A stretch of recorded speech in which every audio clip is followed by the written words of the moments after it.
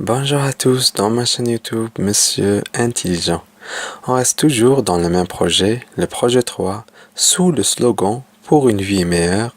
Je réalise avec mes camarades un recueil de consignes pour se comporter en éco-citoyen. Séquence numéro 2. J'agis pour un comportement éco-citoyen. Séance numéro 4. Grammaire. La leçon. La tournure impersonnelle avec le verbe falloir.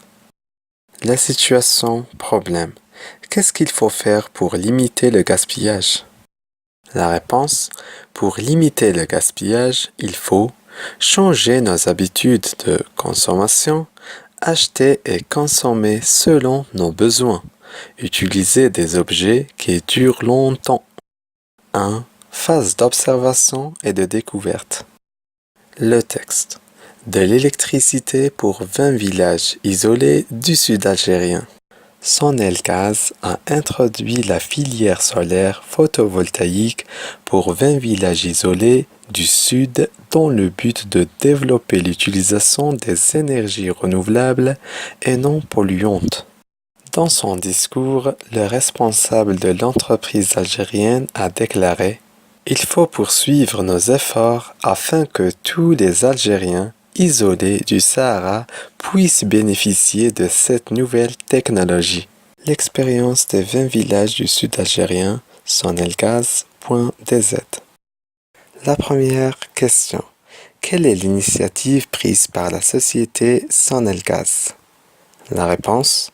Sonelgaz a introduit la filière solaire photovoltaïque pour 20 villages isolés du sud.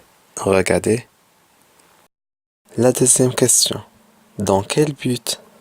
La réponse. Dans le but de développer l'utilisation des énergies renouvelables et non polluantes. Regardez. 2. Phase d'analyse. La première question. Relève du texte l'expression soulignée. La réponse. L'expression soulignée est il faut. Regardez. La deuxième question. De quoi se compose-t-elle? La réponse. Elle se compose en deux parties. Le pronom personnel il et le verbe falloir. La troisième question. À qui renvoie le pronom personnel il dans cette locution? La réponse. Le pronom personnel il ne renvoie à personne. Il est impersonnel dans ce sens-là. La quatrième question. À quel temps le verbe falloir est-il conjugué? La réponse. Le verbe falloir est conjugué au présent de l'indicatif. La cinquième question. Que vient après ce verbe? La réponse. Après le verbe falloir, on trouve un verbe au mode infinitif. La sixième question. Comment appelle-t-on ce genre d'expression? La réponse.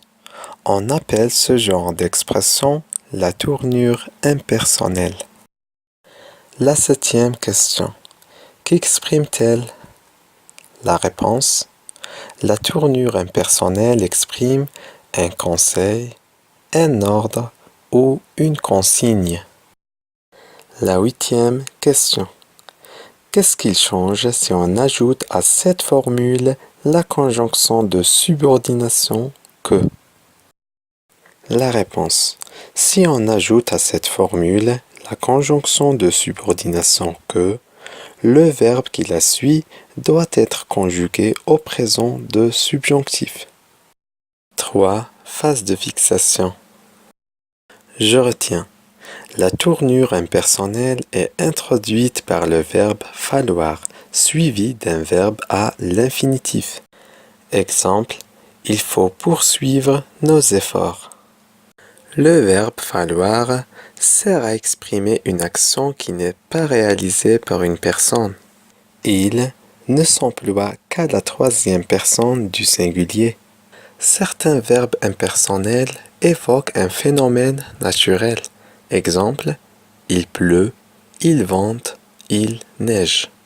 Attention, la tournure impersonnelle il faut peut être suivie de la conjonction de subordination que. Dans ce cas, Le verbe qui suit la conjonction se conjuguera au présent du subjonctif. Exemple, il faut que tu fasses attention à ne pas gaspiller l'eau. 4. Phase d'application. Exercice. Consigne. Souligne chaque phrase qui contient une tournure impersonnelle. 1. Il fait ses devoirs. 2.